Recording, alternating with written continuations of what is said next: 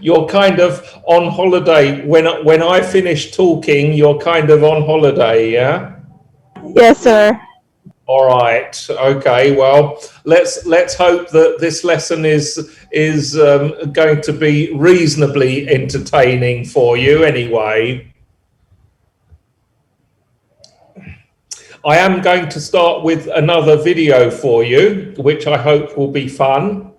Now, this is a Dragon's Den video, and I believe I've introduced you. Sometimes I get a bit old and stupid, but if my memory serves me correct, I have already introduced you to the Dragon's Den TV show. Is that right? Yes, sir. Yes. Okay, good. Thank you. Thank you for that, Daya. I'm glad someone is remembering stuff. So just to refresh your memory about Dragon's Den, what happens is they have entrepreneurs present their idea for a business to these people called dragons, and the dragons are successful business people who will choose to invest money in the product or service if they like the presentation. Okay? And remember, there are two factors to consider. Firstly is how much money the entrepreneur is asking for. That is the investment.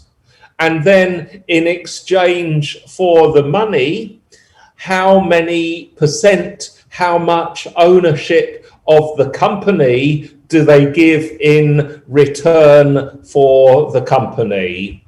So we have the number, the money is obviously in thousands of pounds. This is a British TV program, so it's using pounds. And then ownership of the company is percentage, okay?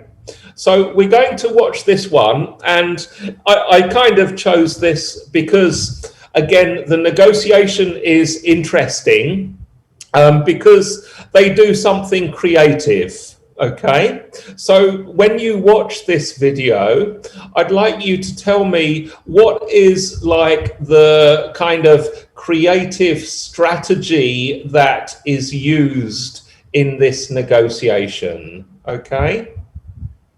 So let's find it now. Let me just get it up on YouTube.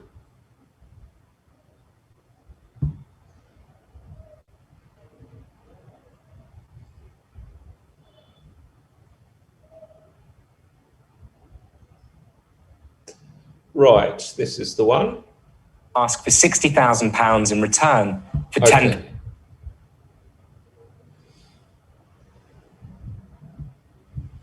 Okay, so let's watch this.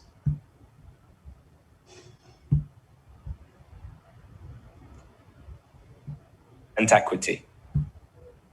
Hello, Dragons. My name's Sam Jones. I'm the founder of Generate, and I'm here today to ask for £60,000 in return for 10% equity. The open secret within the advertising industry is that it's built on exploiting our data. Like when you mention something to a friend and the next thing you know, you're being bombarded with adverts for it. Everything that we do online is being tracked to follow our movements and understand our behavior. Then they collect this information and sell it. But I believe that people should have a choice to stop this from happening, or even better, to earn from it themselves. Generate gives people two choices. Privacy mode, this is where we stop all companies from tracking them online. Or number two, earning mode. In return for sharing their data with us, people earn points, and they can redeem these points for products, vouchers, or donations to charity. And right now, the average user is redeeming between £5 and £25 in rewards and value per month. When a person chooses to earn from their data, they tell us what they're interested in. We then use this information in order to tailor all of the adverts that they see anywhere online so that they are based on their interests. Generate has started a movement that empowers people, and I hope that you'll come on the journey with us. Very smooth pitch. I'd just like to understand in terms of business, what is your revenue model? So everything that we do is about empowering people to have control and to be able to earn from their data. So we tell them that companies and advertisers want to pay to show them what they're interested in. So if you share your interests with us, we'll be able to target relevant advertising. We're very confident that we will be able to drive at least between £5 and £10 per user per month. Our business model is that we give 80% of the revenue back to the user and we take a 20% cut. And I assume it's using cookies, is that right? When you go on websites and then they track you from that. No, so that's what happens right now. Yeah. So a cookie is one of the best tricks in marketing. Cookie means tracker. So when you go to a website and you see that annoying pop-up where it says, allow us to drop a cookie on you, if it really said, allow us to drop a tracker, you'd say no. But actually what you should do next time is click on the See Vendor list, and you will see all of the companies that you are allowing to track you. And on many of your favorite websites, the list is literally hundreds and hundreds of different companies. Right now, if you use the world's largest search engine and you want to stop them from tracking you, it will take you 17 clicks to do so. If you know what you're doing. If you know what you're doing. Yes. With your software installed, Yeah. does it prevent it from adding a tracker or a cookie onto you? Yes. How long is it taking you to build the platform and how close to finished is it? So we spent a full year and a half before we even soft launched it last year. By the end of last year, we had about 10,000 weekly active users. At this point this year, we've got about 30,000, so we added 20,000 more. Is there a competitor out there? There's a company in the US who would be the closest to us. The key point of differentiation is that they reward users with cryptocurrency. So what kind of market penetration have they got? They're valued at about $135 million. They have about 6 million users. So there's a hell of an opportunity. There will be a $1 billion business built in this space. And it may be that the first one who gets there wins it. Sam, I've been in the den for 6 years. This is one of the best pitches that I've ever heard. Thank you. Now, tell me about your plans to raise more money. Because what I don't want is to invest now and find out in 2 weeks' time I'm diluted. So where we are right now, with no more raising of capital, I believe we can end next year with 311,000 users and the following year with 1 million. However, I think there could be a good discussion to have with existing shareholders to say, guys, if we can add another zero on the valuation, should we raise a couple of million quid and go out and capture the market? What about someone like Google coming into this? Because it's pretty much their technology. They could quite easily develop a system whereby they monetize people by allowing data to be shared. Could that happen? Any startup that said they weren't slightly worried about Google would probably be lying. They're a 10-ton gorilla, that's for sure. But the refuge that I take is there was a browser extension last year that was acquired for $4 billion from PayPal. And what they did was they added discount codes at checkout. Google could have built that, but they never did. Similarly, we see that there is an enormous opportunity for us here, and I wouldn't rule out Google as a potential acquirer in the future.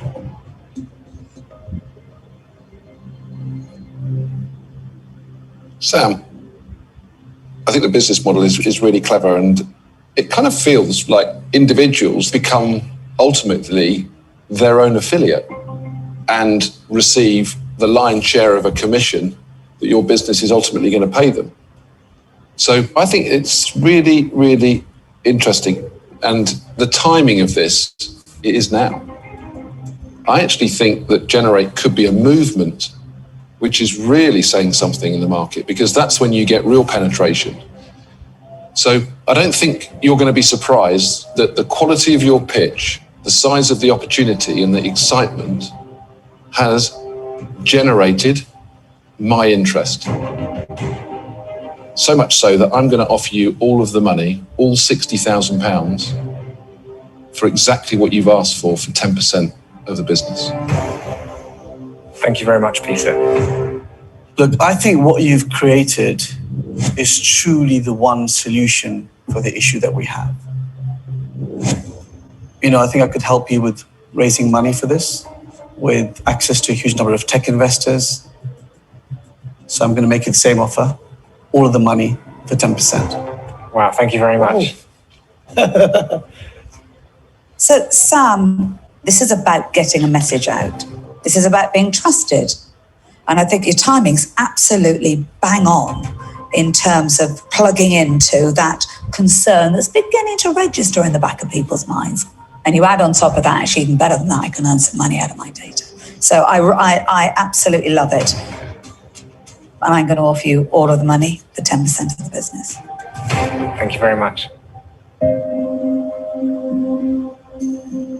Outstanding is the word I would use to describe everything about this pitch we've just seen.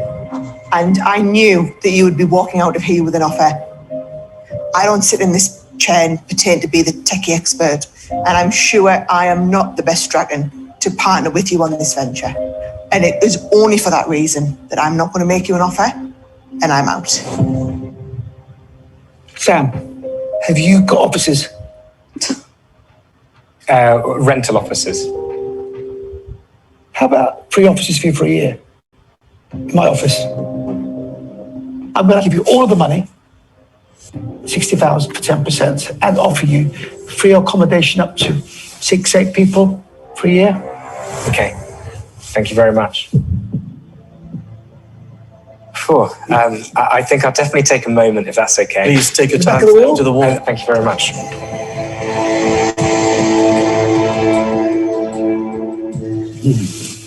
Phew. Thank you all so much. This is absolutely amazing to be in this position.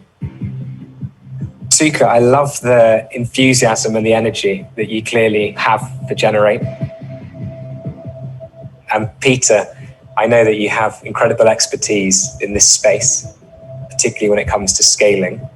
Would the two of you be willing to share the deal at 5% each, with the offices included?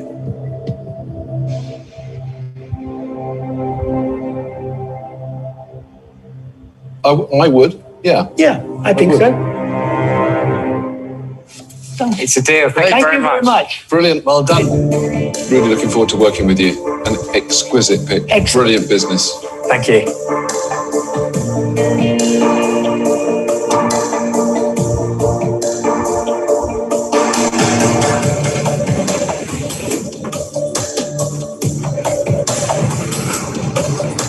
Wow.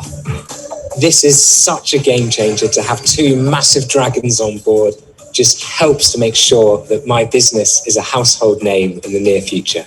I've always been brought up by my parents, and I even teach my kids. You've got to have humility, not gloat. But it's so difficult not to gloat after that decision. Who says free office space doesn't work? Absolutely.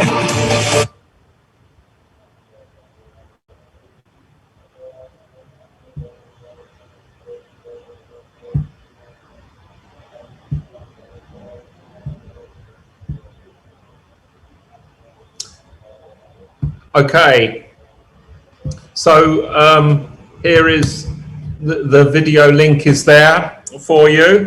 Now, I hope you enjoyed that one.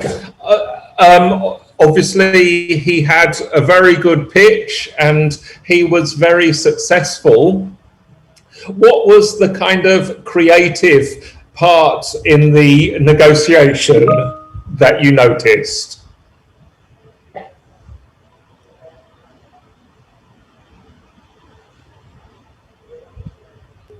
I think the way that the business owners introduced their business idea.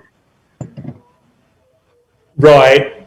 Yes, that's true. He had a very good presentation, didn't he? And there were a number of things that made his presentation strong. He was researched well. He knew about the competitors. He knew about his future projections. He had a very clear plan of what he was going to do. He could explain like the numbers of customers that he had and that kind of thing. So yes, Dea, that's true. And that was the reason that was good. So there was no bargaining, was there? If you notice, the dragons didn't try and bargain anything at all. They said, okay, I'll give you exactly what you want. I'll give you the money and I'll take the 10%. No one tried to say, oh, I want 15 or I want 20%. Why? Because they believed that the deal was, good enough as it stood. There was no need to bargain. Okay. What else? Any other things that you observed from this example?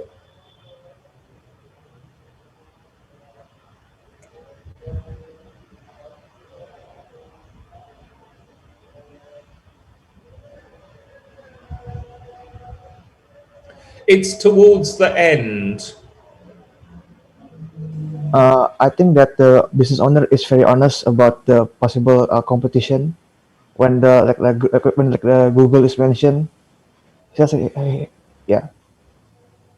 Yeah, Kevin, that's right. I mean, that's down to preparation, and absolutely, you have to be honest, right? You can't, in this situation, you cannot lie. If you lie, then you're going to be in big problems. But he had certainly prepared well, right? He knew that, the problem or the issue with Google, he already had a good answer for that. Yeah. What I want to talk about, though, is the free office space, which I thought was a clever thing. Did you catch that at the end? One of the dragons offered free office space. What was clever about that?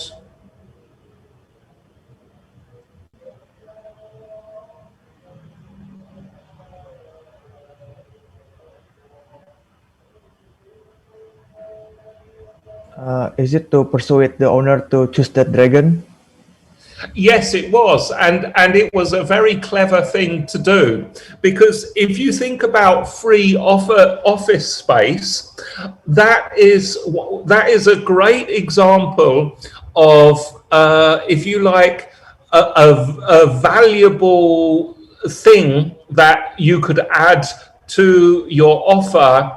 That would make a big difference, and the cost to the dragon of offering it is probably low. Okay, the dragon, he already has his businesses, he has buildings, he probably knows that in his existing office there is some empty space, or it's not going to cost him too much to provide free office space for him. So it's kind of a low-cost offer for the dragon to make.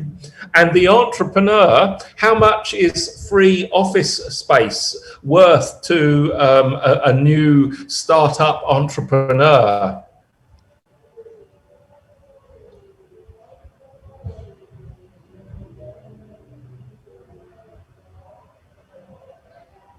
Is it high value or low value?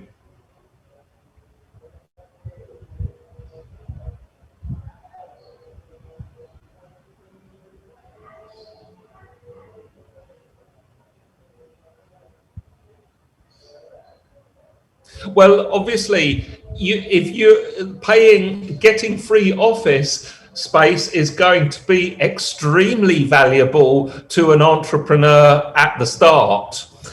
Renting offices can cost a fortune, and it can make, especially in the startup phase of a business, it can make things very difficult, in terms of costs. So this is something that would allow the entrepreneur to cut down the startup costs quite significantly. You'd probably save 20 or 30% on your startup costs if you had free office space.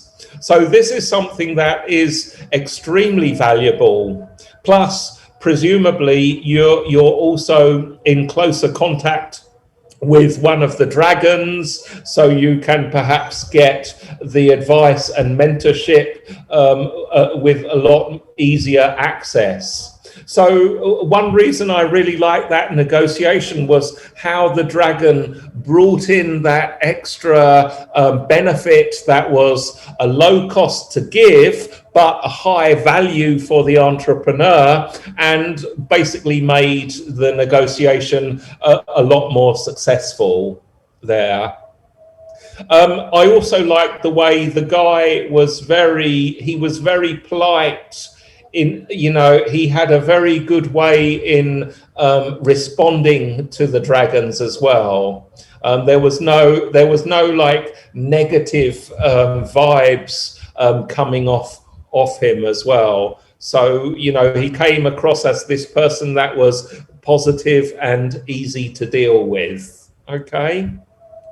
So, yes, I thought that was a good example of how successful negotiations can go. Does anyone have any questions?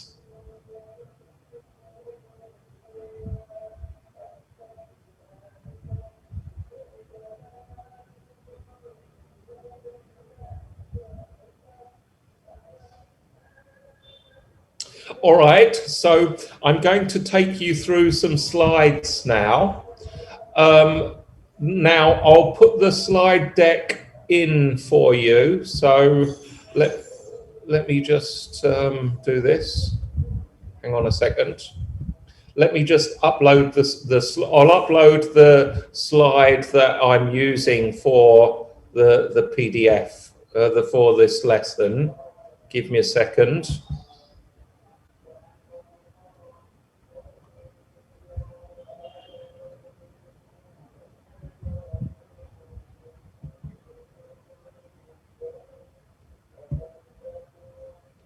Okay, so the slides are being uploaded into the chat. Please make sure that you get a copy of this because there's a fair amount of details on it, and I'm going to go through them now with you, okay?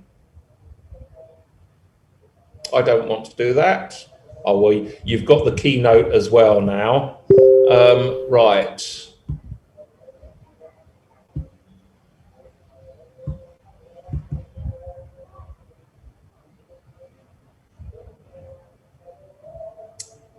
Okay, so I'm going to talk a bit more about negotiation strategies today, and let's look at this.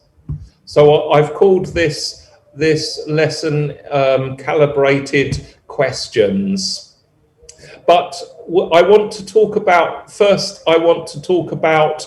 the concept of anchor. So an anchor is your first offer, okay, and your starting price. And what we want to talk about first is this concept of extreme anchors. So an extreme anchor is the highest price. If you're selling something, your extreme anchor is the highest price that you start with, okay? If you're on the other side and you're buying, your extreme anchor is your lowest price that you will offer. So understanding that is quite useful, and the idea with anchoring is to actually start from an extreme position. We'll explain why later on. The other point with anchoring is, if possible, let your counterpart go first, because then you kind of know where you stand. If you put down your offer first, you're kind of giving away your position. So hang on, let me just read this. I've got to do that. Right. So one of the things you can do is to give a range. And this is a quote from the book. In a recent study, 4 Columbia Business School psychologists found that job applicants who named a range received significantly higher overall salaries than those who offered a number, especially if their range was a bolstering range in which the low number in the range was what they actually wanted.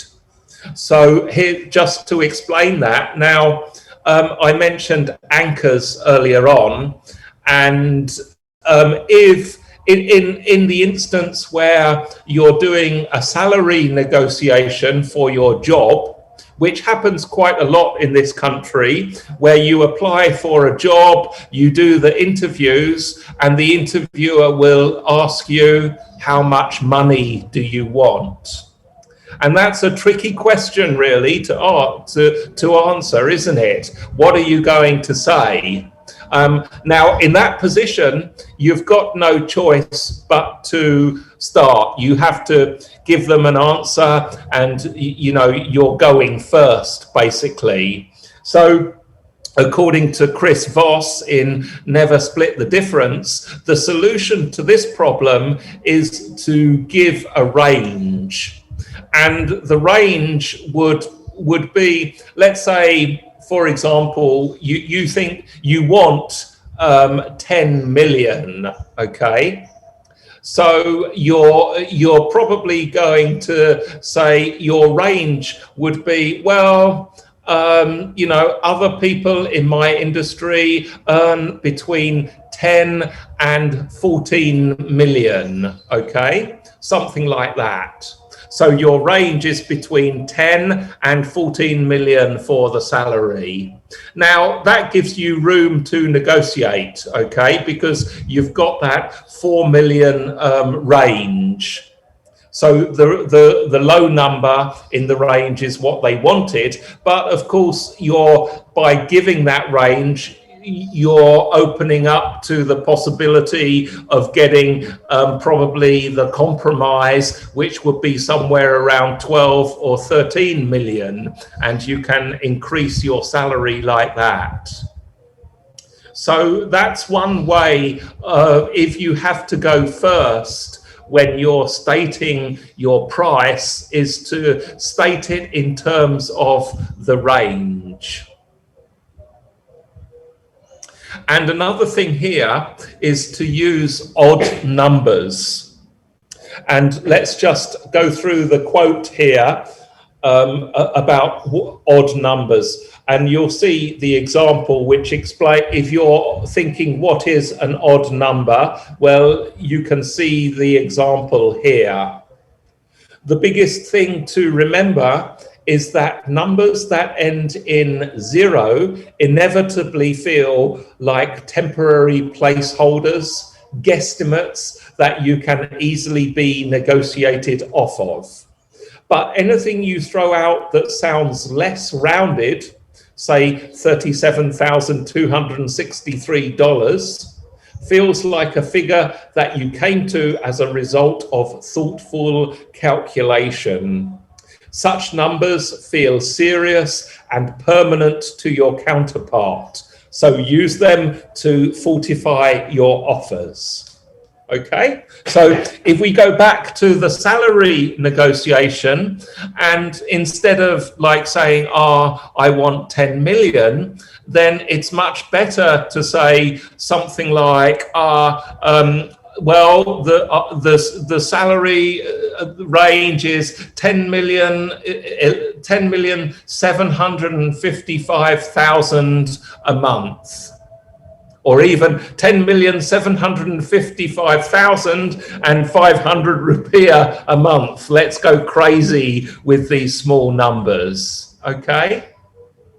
That's something that seems to be forgotten here. I mean, I do it sometimes, you know, I sell, in the past, I've decided to upgrade my iPad. So I've gone on on Facebook, you know, they have Facebook Marketplace to sell my old iPad, get the money and buy a new one, right? And one of the things I've always done for the iPad is I haven't offered it for like 8 million. If let's say I want the price at 8 million, then probably I'd offer, usually with rupiah I use it in 250s, so I'd put it up for 8,750,000. Okay, and I'd intentionally use that odd number. I'm not going to say 9 million. I'll just put it slightly under 9 million to get the price. And yes, there'll be a bit of nego, but I'll get somewhere between 8 and 8.5 million for this iPad usually. So it does work, and people tend to forget that. I don't know why. It's a little trick that works. As you know, in sales, I mean, you know, when you're buying something, even expensive stuff, it's always 7,999,999, isn't it? It's not like 8,000,000. Okay, we all know this trick. And we see it everywhere, even though we know that it's kind of just a trick. It still is kind of, we're still comfortable with that kind of thing happening. So this is another thing to remember when you're setting your offer, use odd numbers. Okay, now the other thing is to throw in a gift. So this is a little bit like the example that we looked at with the Dragon's Den video, where the dragon decided to throw in a gift. And I've got some more text here for you. Just before you read it, just to tell you, this is the story of a kidnapper. He's in Haiti, I think, which is, you know, the Central America, close to Mexico. Haiti is in that Central American area where there's a lot of kidnapping. People do it for money. They kidnap rich or middle class people and then, you know, sort of say to the parents, okay, I want $50,000 or your daughter is dead, that kind of thing. Okay, so this is the story towards the end. The negotiation, the price for the kidnapping is already going down, and we catch the story towards the end. Okay, so I'll just give you a minute to read and look at the story here. Just read the screen for me now.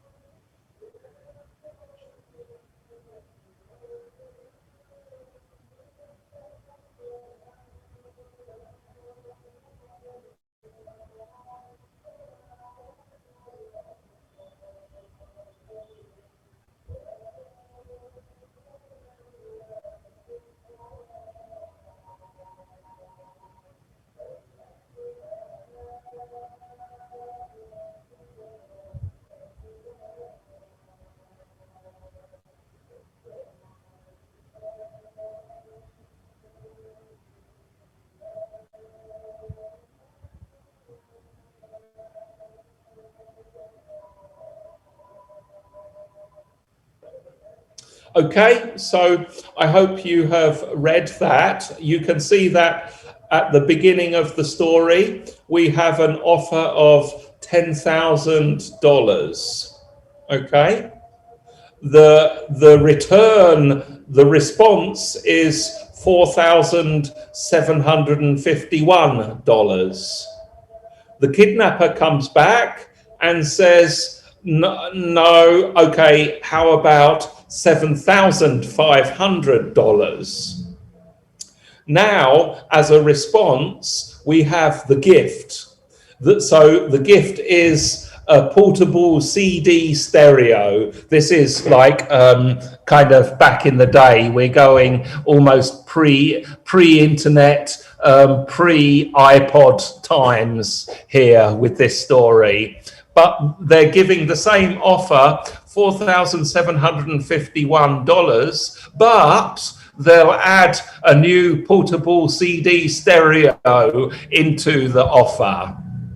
And I kind of like this little strategy. This strategy works when you're kind of getting close to an agreement. You're not quite there yet, but you're close. And sometimes you can kind of keep your better offer by throwing in a gift that is low. Ideally, the gifts are low costs to you, but high value to your counterpart. And sometimes doing that will be the trigger to reach an agreement. So it's basically a little strategy that you can plan when you get close to your price. You can think, well, what is my gift that I will use towards the end of my negotiation? It can be quite useful there.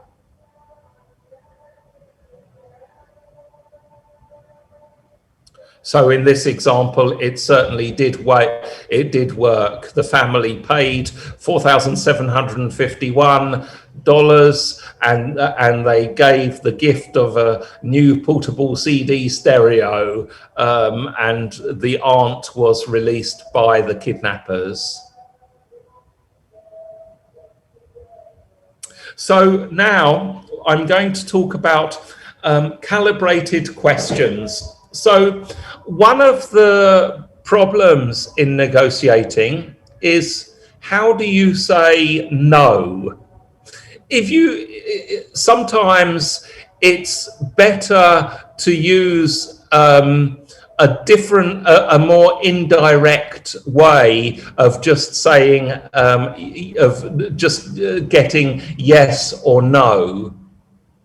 So this is what calibrated questions are. And again, this can be, we can see how useful this is. So calibrated questions avoid verbs or words like can, is, are, do, or does. Now, the reason they avoid these words is because these are yes, no questions. If you make your question with can, is, are, do, or does, you're going to get a yes or a no.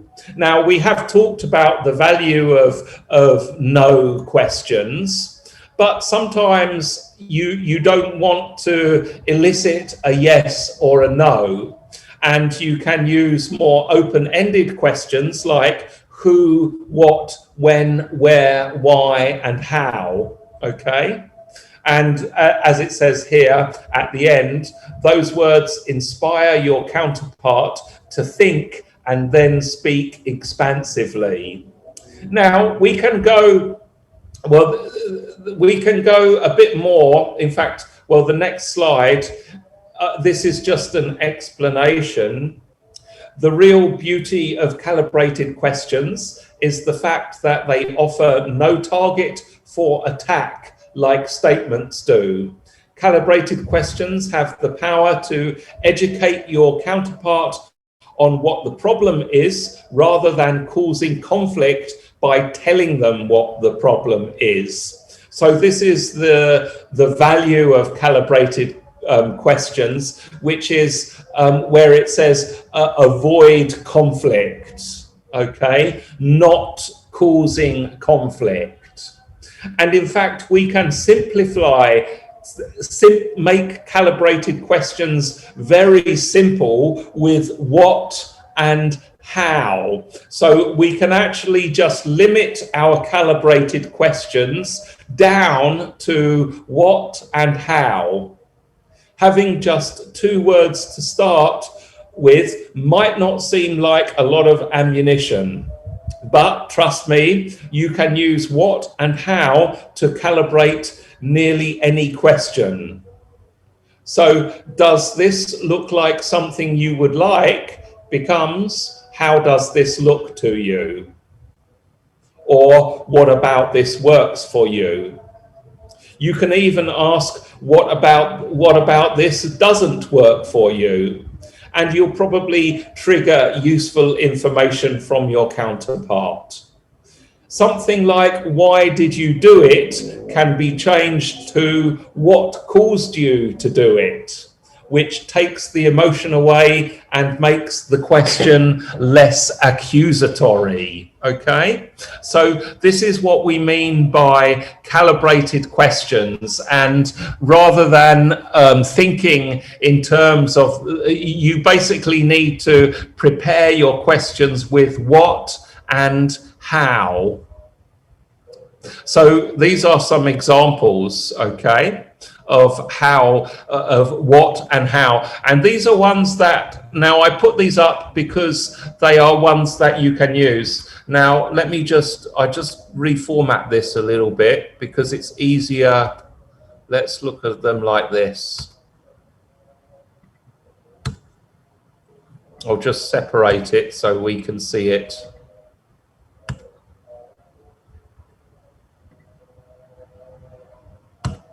There we go.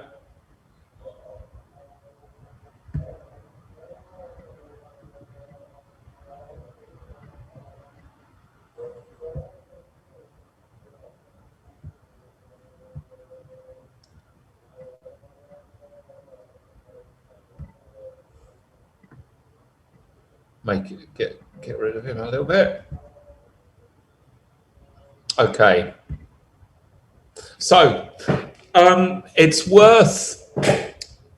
worth remembering these questions, okay? Because you can use these in your negotiation, okay? You've got the first one. What about this is important to you? How can I help to make this better for us? How would you like me to proceed? What is it that brought us into this situation?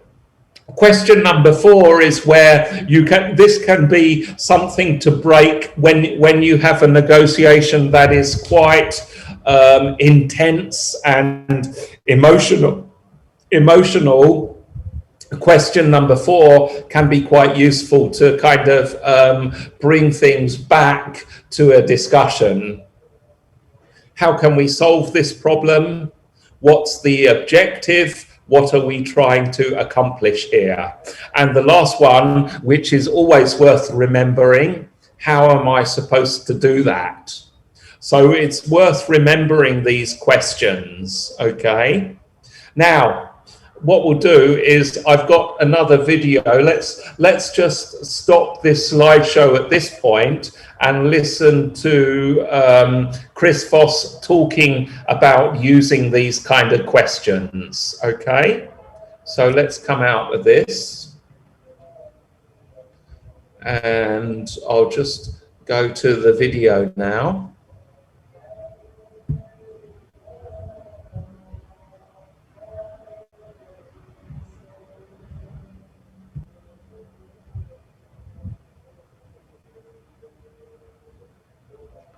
This one is not too long.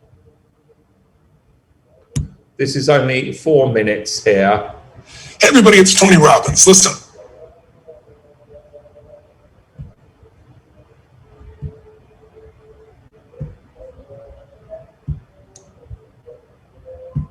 Reaching out to you right now because I'm mad. I'll be You are too. I'm so tired of people living in fear.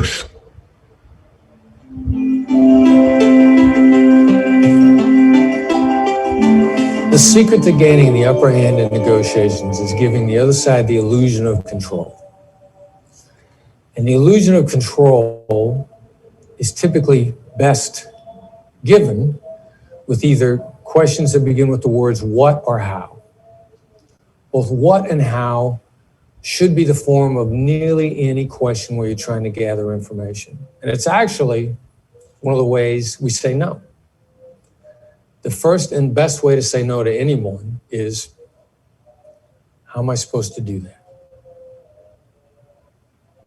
Now, the other side actually has no idea as to the number of things you've done with them at the same time. You've conveyed to them you have a problem.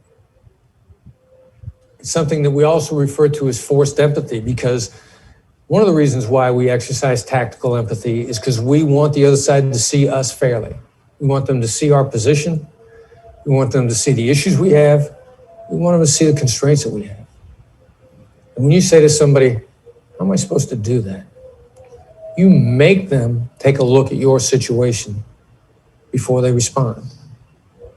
And they think about it in a number of different ways. And a number of different people I've coached through negotiations who have felt completely helpless. They felt completely taken hostage. One instance where a woman thought she was taken hostage to the future and she just wasn't getting paid. They called her up to give her more work.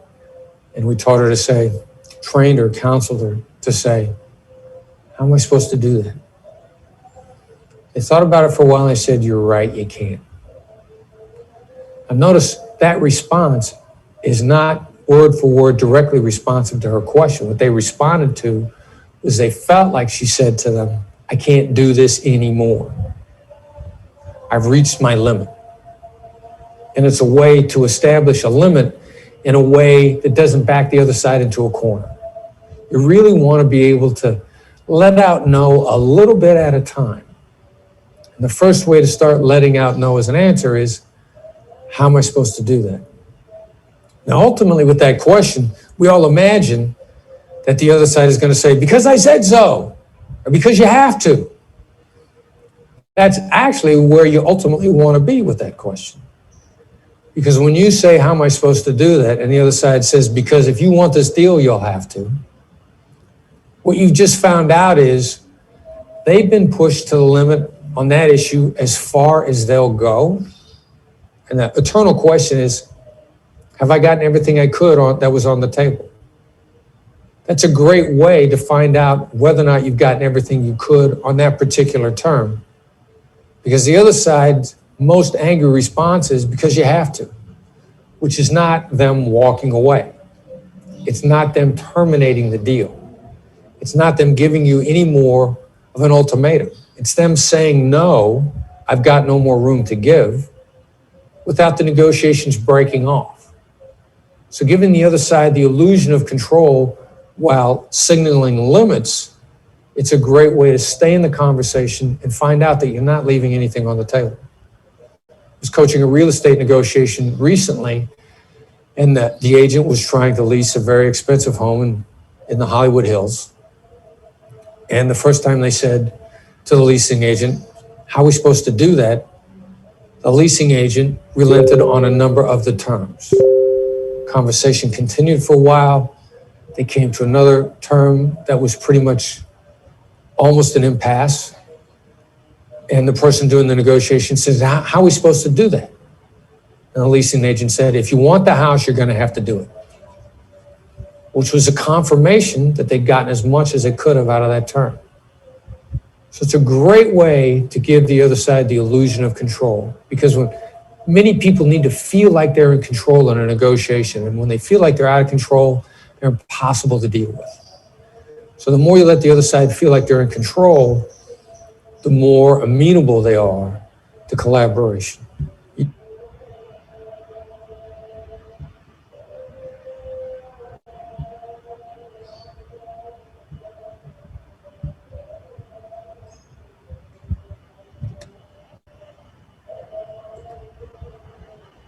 Okay, so the YouTube link is there in the chat, and you can have a look at that. One thing I liked about his talk there is this question: how am I supposed to do that?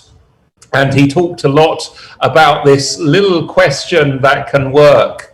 And here's a little kind of trial for you to try out. So next time you get, let's say maybe your parents tell you to do like a household chore, right? Maybe your parents tell you to clean up your bedroom, or they want you to go to the shop and or do some kind of like boring job, and you don't want to do it, right?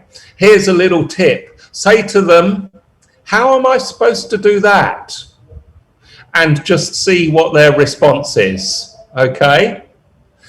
Maybe, as he said in the video, maybe they will say, well, because I said so. Then you know that, well, there's not much negotiation going on. But you might also find that they'll say, oh, are you busy? You have something you need to do. Are you doing homework? Okay, I will ask your brother, or I'll get your dad to do it, or something like that.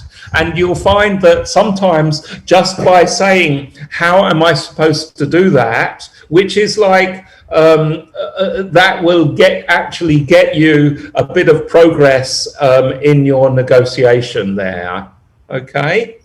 So, you know, or if, here's another one, let's say someone asks to borrow money from you, and you know, can I borrow 100,000? You don't want to lend them money. You don't really believe that they're going to pay you back, but it's kind of a little bit tricky to just to say no. You can say, well, how am I supposed to do that? And see what their response is. Often that is going to get you some results or forward progress in your negotiation. Just try it. The thing is, you have to try these things in real life several times before you kind of feel comfortable with this strategy. Okay, anyway, we'll go back to the slides now. So let's go back to the slide share. And we've looked at, these are standard questions with what and how. So we're moving into this issue of bargaining now. And, you know, this is something that you are all familiar with when we're talking about, you know, the price and bargaining for things. So let's just look at the introduction from Chris Voss here in Never Split the Difference. Most negotiations hit that inevitable point where the slightly loose and informal interplay between two people turns to confrontation and the proverbial brass tacks. Brass tacks means, you know, the basic points, which is like the money, okay? Everything is about money in this world, really.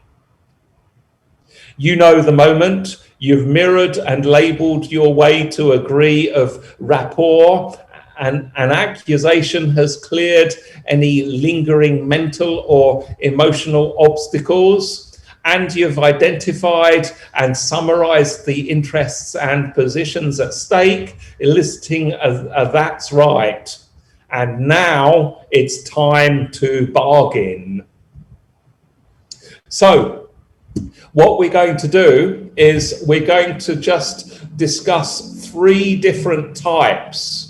And these are the three types of negotiator styles that are identified by Chris Voss. Now, these three styles, apparently, according to their experience, it doesn't matter what culture you're in, what situation you are in, people fall into these three different types of negotiator, okay? And here they are. Number one is assertive.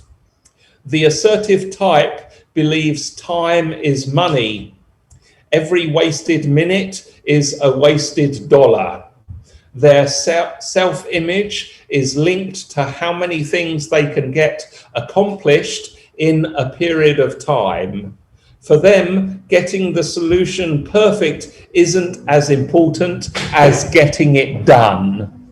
Now, assertive, of course, means, you know, they want to get the deal done and finished, okay? Notice it says here, their self-image is linked to how many things they can get accomplished. So assertive people want to push their deal and get the result. Then we have analyst. Analysts are methodical and diligent. They are not in a big rush. Instead, they believe that as long as they are working towards the best result in a thorough and systematic way, then that is the important thing. Obviously, from analyst, we are talking about analyzing the statistics. So analysts will be looking for the facts, the statistics, the trends, and they will be trying to find data in order to reach a conclusion. Okay, so dealing with an analyst, if you can supply the data, then they are going to be a lot happier. But analysts are in, as it says, they are not in a big rush. So analysts are happy to take their time and look at the data and consider the patterns and the trends before making an actual decision. So this is different with the assertive. The assertive guy is in more of a hurry.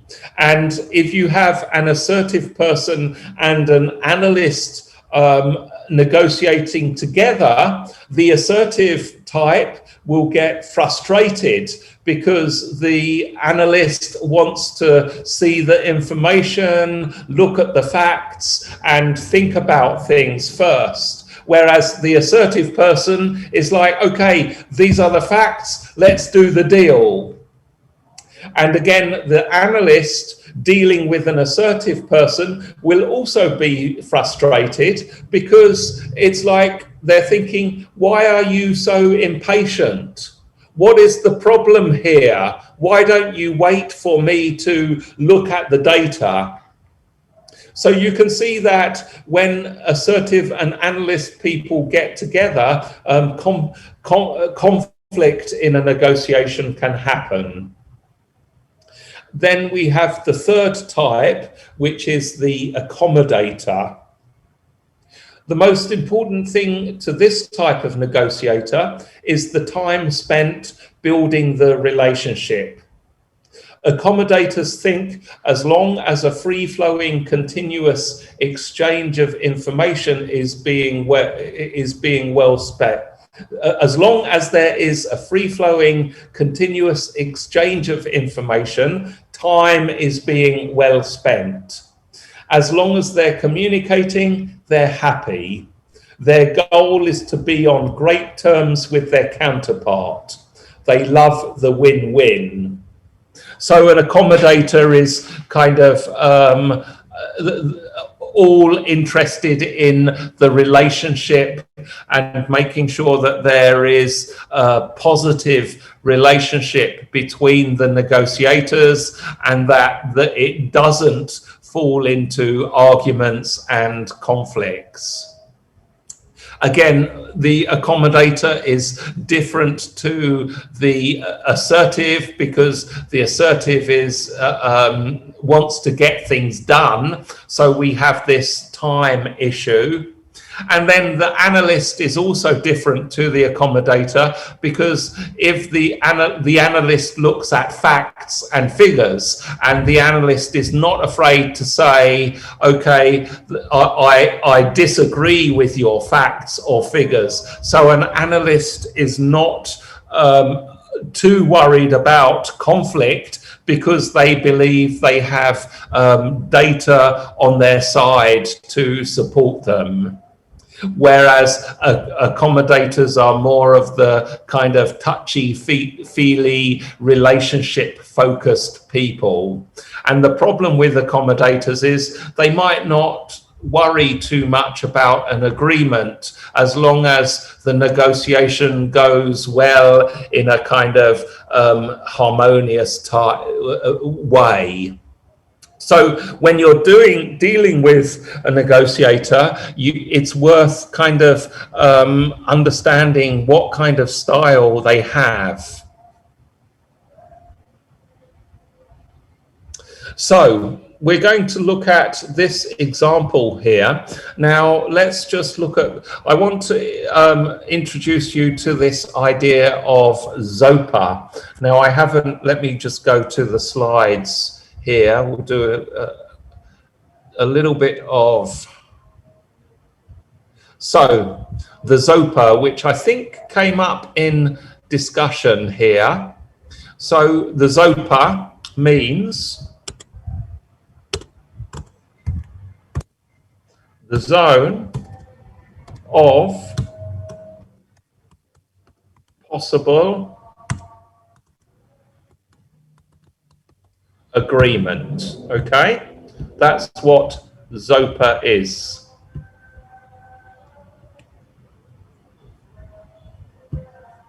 Let's just do a little bit of editing here.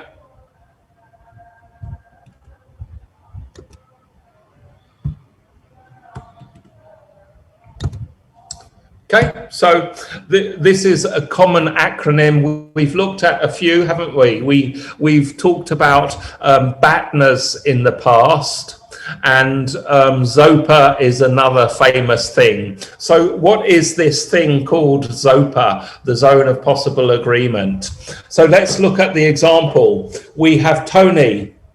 Tony wants to sell his car and won't take less than $5,000. Okay, then we have Samantha.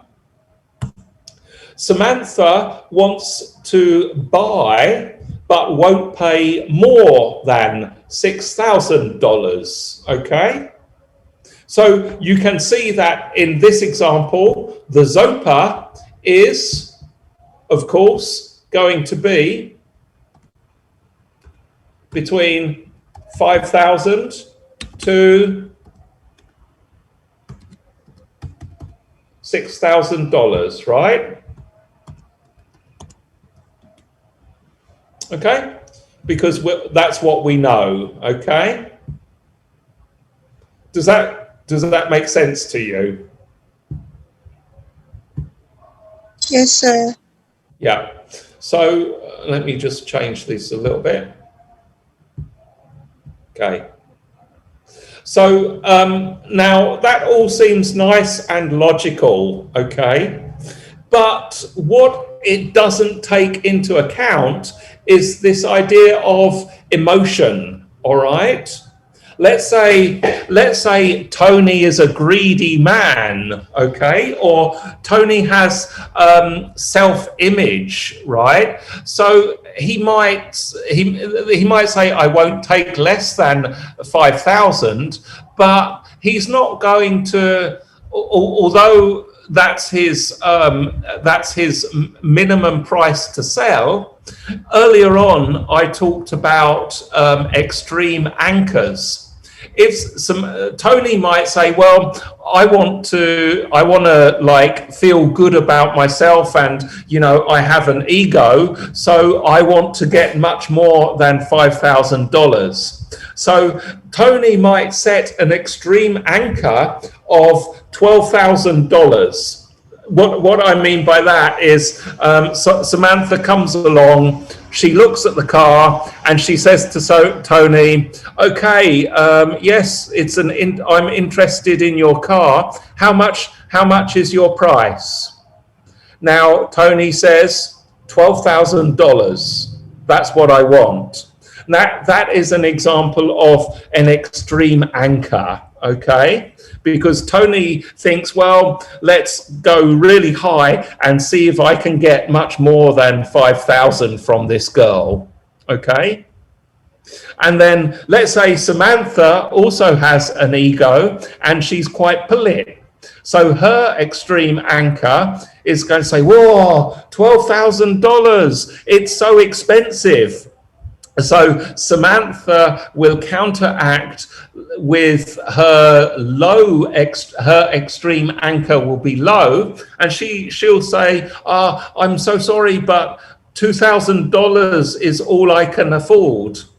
So they've started, we've got the offer of 2,000 and 12,000. We've got a massive range here of like where the negotiation is going to go.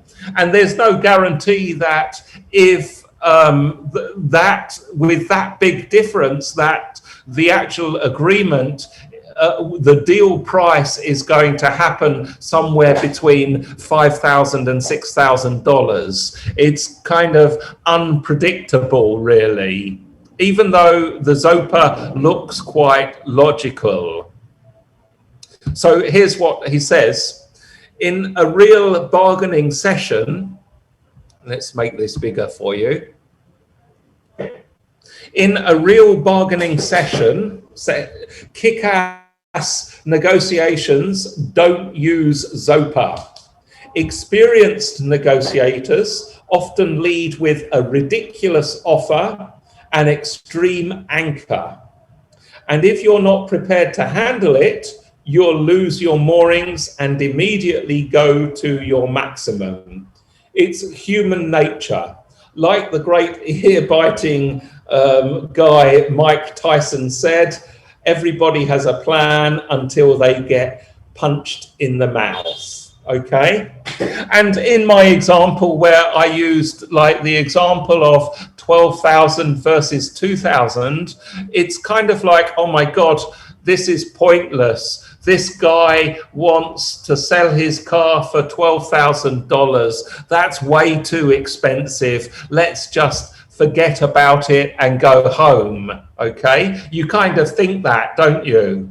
Or if you're selling the car, you're thinking, oh, this lady, why is she asking $2,000? That's no money at all. I'm wasting my time, okay? So that's one of the things that can happen if you're not able to handle extreme anchors. Now, what we have is one of the solutions here is to, again, it goes back to what someone else might charge. So it's going back to the market and things, okay? So obviously, if Tony offers $12,000 for his car, you're going to say, well, I can buy a brand new model, fresh from the car dealers on Jalan Sudirman for that price. Do you think I'm crazy? Like that. So there's that kind of thing that you can do to handle the actual high or low anchor as a counter argument. But we're going to look at this system. So I want to show you the Ackermann model. And this is a strategy that you can use when you're bargaining, okay? So your target price is, this is the step, okay? Set your target price for at 65%. Sorry, your first offer is 65% of your target price. Now then you're going to nego, okay? So you have these decreasing increments of 85, 95 and 100. I'll go through the examples in a second with the Sarah and Tony thing. And then you need to, as you're rejecting, because remember, you know, it's offer and counter offer, you have to think about those questions, the calibrated questions. What are we hoping to achieve? How am I supposed to do that? Those kind of different ways of saying no to get the other side to counter before you increase your offer. And then when calculating the precise, final amount, use non-round numbers like 37,893 rather than 38,000. It gives the number credibility and weight.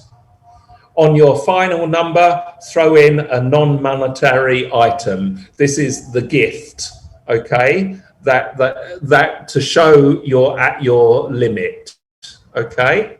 So let's just look at this as an example to make it clearer for you. So just bear with me. I want to make this a bit smaller.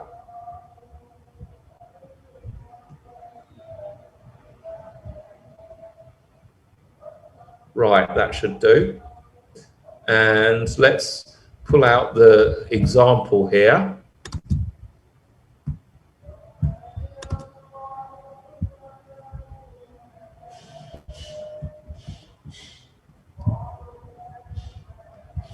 Okay, so I hope you can see this, and we'll do this together.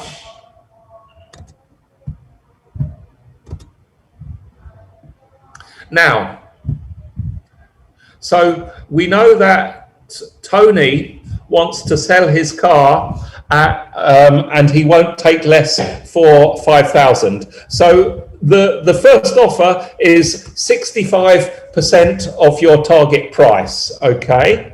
So Tony needs to calculate his final price in terms of what is 65% of, so 5,000 times by 65. Okay, so let me just do my calculator here.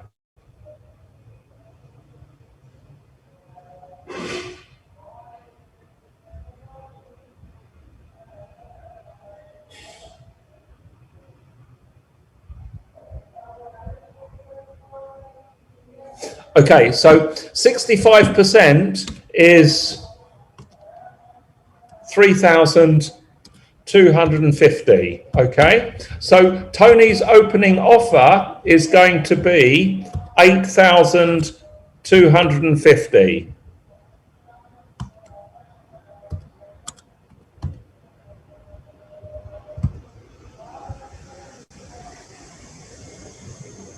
Okay. That's where he starts, okay? If it's Samantha, okay, then we need to say Samantha again is 6,000, 65% of, let me do.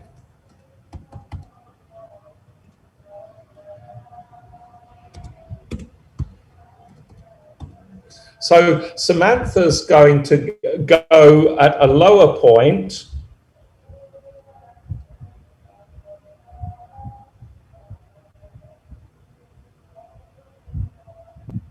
So 65% of that, Samantha's going to say $3,900, okay? And that would be the opening point suggested by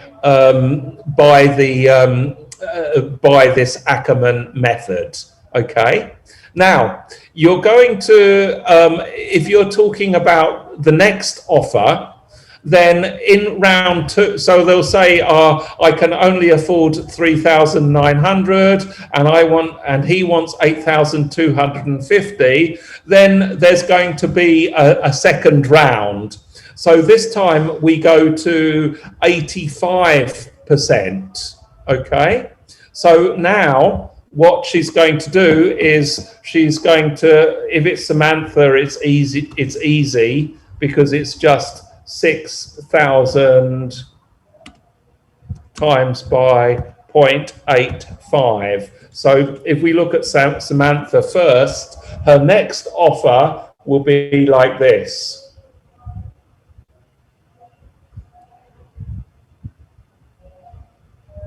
So she's going to say, all right, okay, look, I like your car, so I'll offer you 5,100, okay? Now, with this guy, again, he's going to look at, let's just check this first.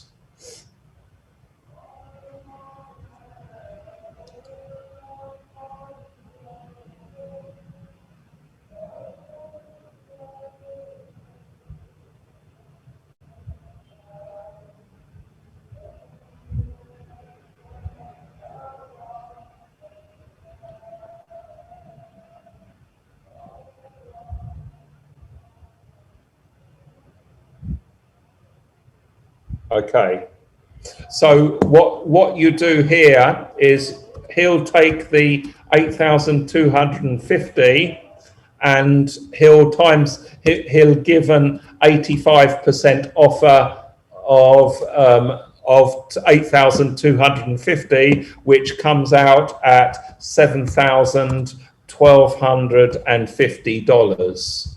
Okay. All right, so you can see that, you know, he's gone down and she's gone up from 65 following these percentages, okay? Then we get to round three is 95%. So here, the guy will take 7,000, sorry, I got the dollars wrong here. Get the dollars there, 7,000, let's just call it 7,012, and that will be times by 95%. Okay, so his offer in this case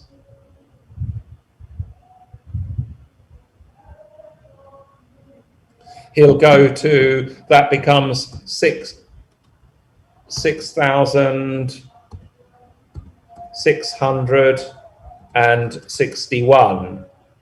Okay, and then here again she's at she's got 95% of her desired price. So Samantha's third offer will be that, and that one comes to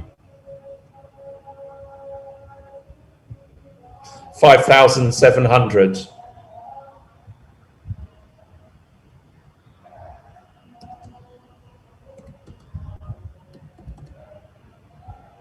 Okay, and you can see where the numbers are going. Okay, now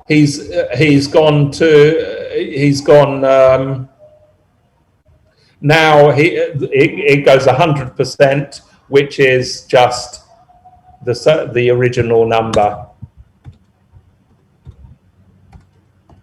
So we've got the 3 rounds, all right, and then, sorry, 5,000, that should be 5.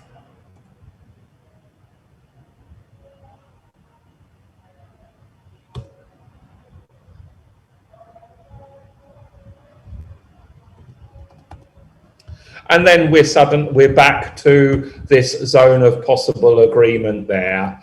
Okay. Now, in this example, let me just move this around so you can see it.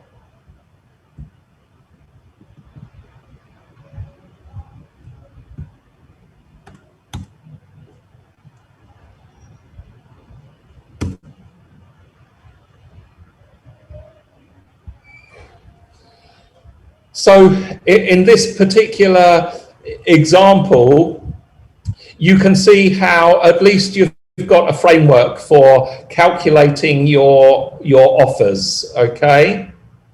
Where you, at any point they could get to an agreement. They could go. They could. There's no reason why they might not change to different.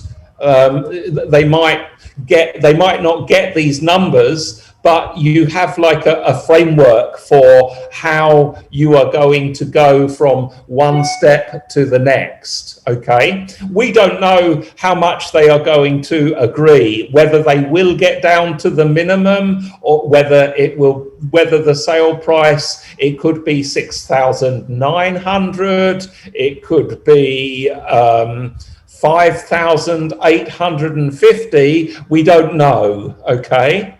But what we do have is we have a step. I think with Samantha, it's a bit easier when you're buying. You can see it's just easily. You start at 3,900, then you go up to 5,100, then you go up to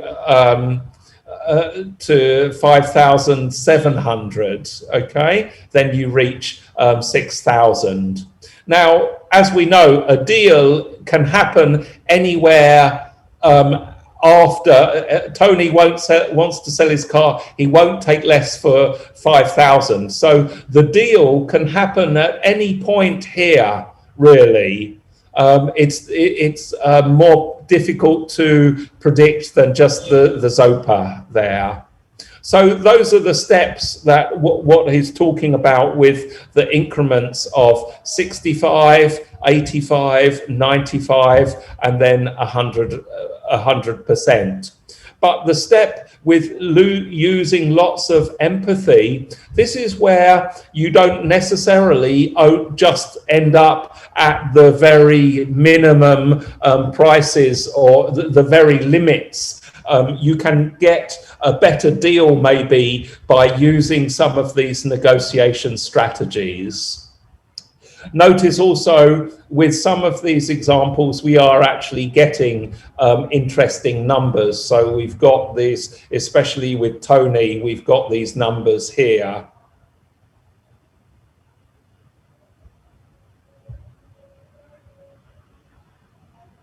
So anyway, that is the steps here.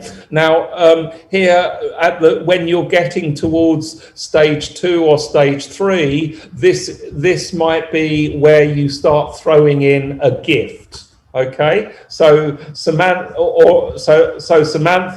is round about 5,000, and you know she thinks, oh well, if I can get it for 5,000 something, that's going to be pretty good for my budget. So at this point, because she's getting close to what she wants, so she might try and think of throwing in some sort of gift at round about this point to close the deal, okay? Like that.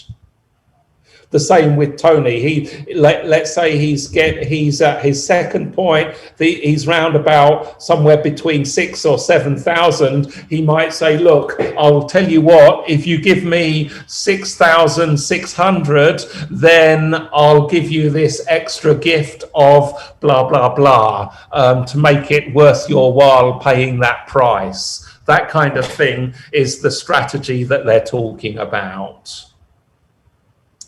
Okay, anyway, that's an example of the Ackerman method. Again, it takes a bit of practice. It's kind of simple, but it does take a bit of practice to get used to.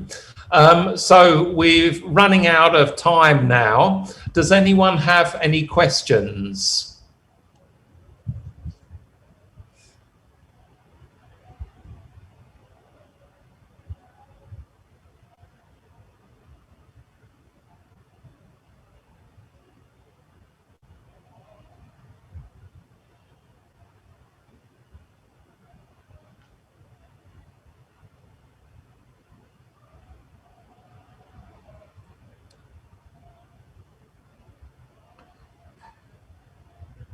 No questions? All right, ladies and gentlemen. So Thank you very much. We can stop for this afternoon. Have a lovely holiday. Please remember, you've got that Razor advertisement to have a go at, all right? So enjoy your holidays, and I'll see you in about 3 weeks.